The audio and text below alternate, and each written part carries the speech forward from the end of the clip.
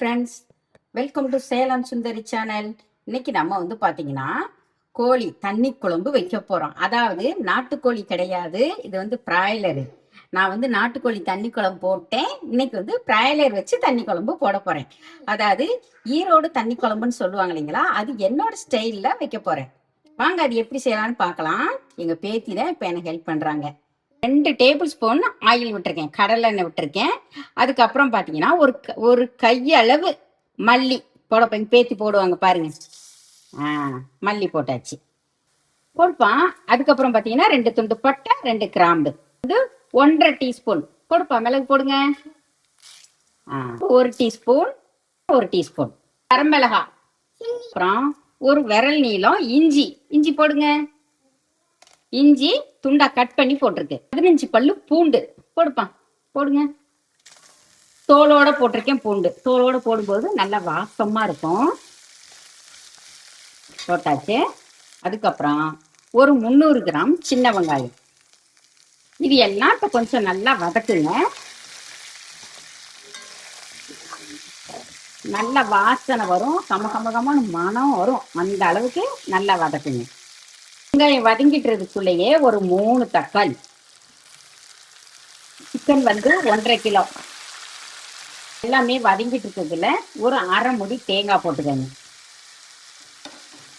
அதுக்கப்புறம் ஒரு 4 இனுக்கு கருவேப்பிலை போட்டு அதையும் ஒரு செகண்ட் அப்படி கிளறி விட்டு ஸ்டவ் ஆஃப் பண்ணிடுங்க. இதை போய் நல்லா ஆற வச்சு அரைச்சிட்டு வந்துடுங்க.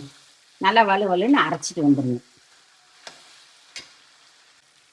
அதுக்கப்புறம் நான் அந்த பாதாம் சொல்ல மறந்துட்டேன். அதனால ஒரு 10 பாதாம் பருப்பு போட்டுக்கோங்க. பாதாம் இல்லைன்னா முந்திரி போட்டுக்கலாம், உங்கள் விருப்பம்தான். அதுவும் 2மே இல்லை அப்படின்னு சொன்னால் கொஞ்சம் பொட்டுக்கல்ல போட்டுக்கோங்க. இது இப்போ நல்லா ஆற வச்சு அரைச்சிட்டு வந்துடலாம். விருப்பப்பட்டால் நீங்கள் கசகசாவும் 1 ஸ்பூன் போட்டுக்கலாம். நான் கொஞ்சம் குழம்புத்தூள் போடுறதுனால அதில் கசகசா நாங்கள் சேர்த்து அரைச்சிருப்போம் எங்கள் வீட்டு குழம்புத்தூளில். அதனால நான் இதில் கசகசா போடல. அப்புறம் ஒரு குக்கரை வச்சு 4 டேபிள் ஸ்பூன் கடலை எண்ணெய் விட்டுருங்க. கடலை எண்ணெய் விட்டு 1/4 டீஸ்பூன் சோம்பு போட்டுருங்க.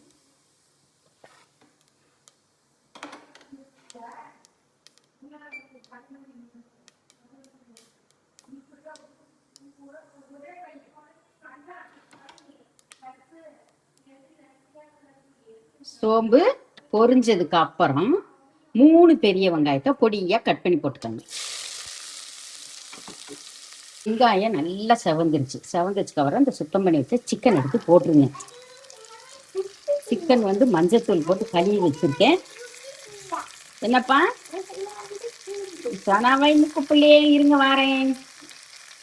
இதுக்கு தேவையான அளவு உப்பு போட்டு நல்லா வதக்குங்க. ஒரு 5 நிமிஷம் நல்லா வதக்கியாச்சு. இப்போ ஒரு அரை டீஸ்பூன் குழம்பு மிளகாய் தூள் போட்டுக்கோங்க. அதுக்கப்புறம் இந்த அரைச்ச விழுத எடுத்து போட்டுருங்க.